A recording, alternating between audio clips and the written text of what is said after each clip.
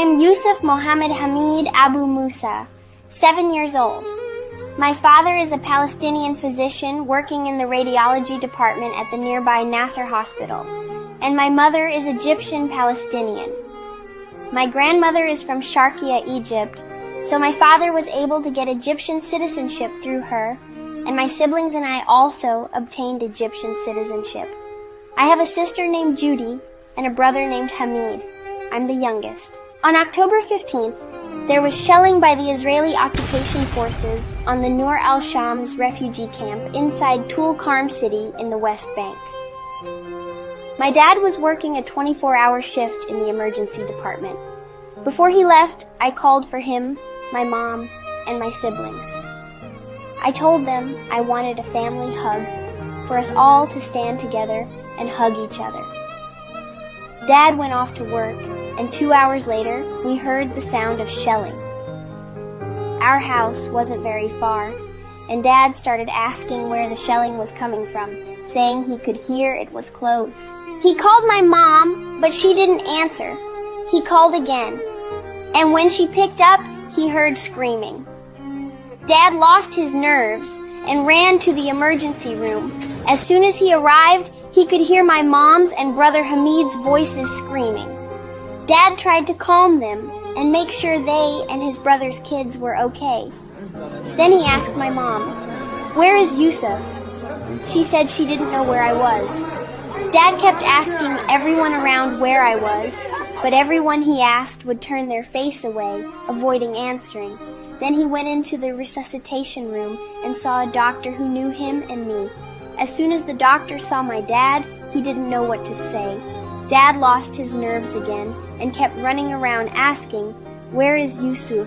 My mom had stopped too, and they were all saying, "Yusuf is 7 years old. His is a white sweet boy with curly hair." There was a photographer taking pictures of the injuries and events. He opened his camera and started showing my mom and dad the photos until my dad recognized me from my clothes in one of them. When he asked the photographer where that child was, the photographer just shook his head without answering. Then someone there said, "I was carrying him and took him to the fridge," meaning the mortuary. My dad said, "I'll go see him. Maybe it's not him." But he couldn't walk. He was so scared. When he got there, he saw his colleagues looking at him sadly, and they helped him into the mortuary. When my dad went in, he confirmed it was me, Yusuf, his son, whom he loved so much. When he looked at me, he felt like he was dying. He also found my older cousin, just 2 years older than me, and another older cousin, and his sister-in-law, whose husband couldn't recognize her because she was just body parts. As for my injured cousins, one had a compound fracture in his thigh, arm, shrapnel in his abdomen, and burns. His sister had a pelvic fracture and a deep wound to the bone in her back. When my dad saw all this, he couldn't speak except to say, "Praise God, and God is sufficient for us. Most excellent is the protector."